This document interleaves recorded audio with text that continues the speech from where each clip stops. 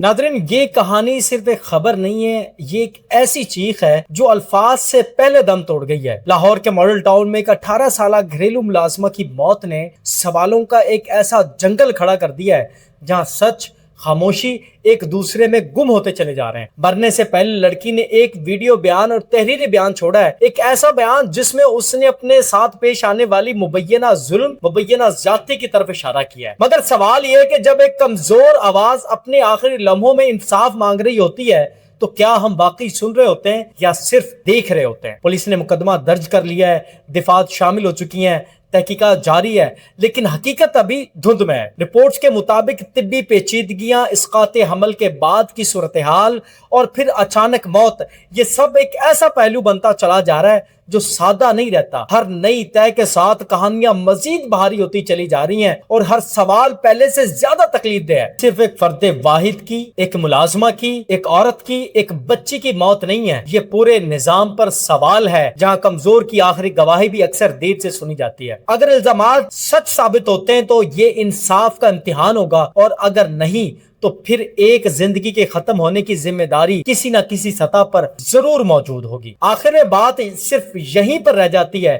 کہ انصاف صرف ہونا نہیں چاہیے بلکہ ہوتا ہوا محسوس بھی ہونا چاہیے اور نظر بھی آنا چاہیے، ورنہ خاموشیاں ہمیشہ کہانیوں سے زیادہ تکلیف دہ ہوتی ہیں۔ والسلام۔